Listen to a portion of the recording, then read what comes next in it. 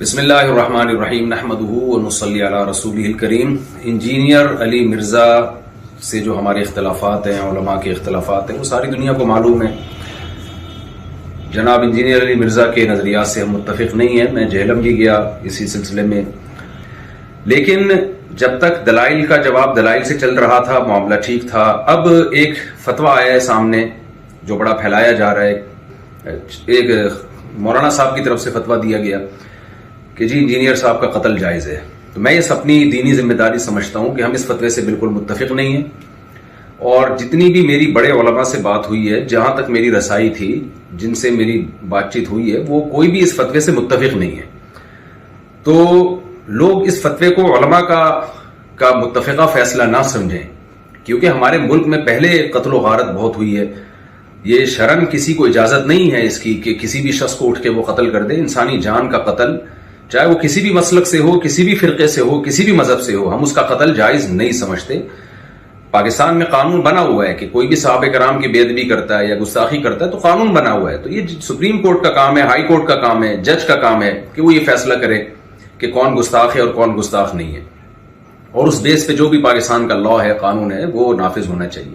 لیکن یہ جو ایک فتویٰ دیا گیا ہے کہ جی اٹھ کے قتل کر دیا جائے، یہ بالکل ٹھیک نہیں ہے۔ میرے 20 اختلافات ہیں انجینئر علی مرزا سے، میرے کیا اہل سنت والجماعت کے علماء انجینئر علی مرزا کے عقائد کو درست نہیں سمجھتے، لیکن قتل و غارت کے فتوے دینا، انسانی جان غیر محفوظ ہو جائے ہمارے ملک میں، یہ بالکل جائز نہیں ہے۔ ہم اس کی پرزور مذمت کرتے ہیں، اور اس کو علماء کا فتویٰ نہ سمجھا جائے۔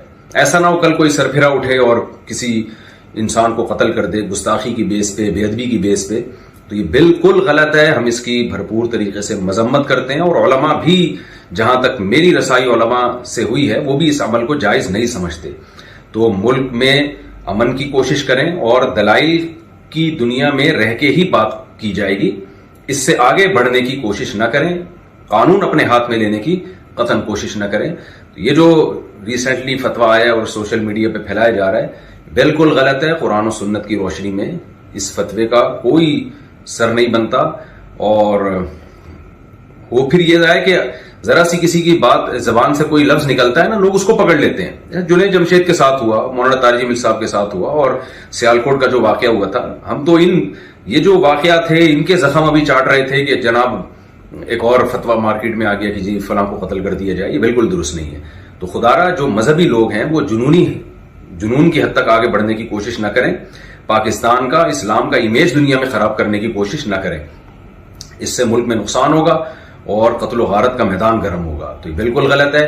لہذا میں ابھی نیچے آیا ہوں گھر سے اتر کے، صرف اس کلپ کو ریکارڈ کروانے کے لیے، کیونکہ مجھے نہیں معلوم تھا کہ اس طرح کا سوشل میڈیا پہ کوئی فتویٰ پھیلایا جا رہا ہے۔ تو دیگر علماء سے بھی میرا مشورہ ہوا، تو سب کا یہی مشورہ تھا کہ ہمیں فوراً اس کے خلاف ایک بیان ریکارڈ کروانا چاہیے، اس فتوے کے خلاف، کہ یہ علماء کا فیصلہ ہرگز نہیں ہے، نہ قرآن کا ہے، نہ حدیث کا ہے، اور نہ علماء کا فیصلہ ہے۔ اس سے ملک میں فساد پھیلتا ہے، اور اللہ تعالیٰ فساد پھیلانے والوں کو پسند نہیں کرتے۔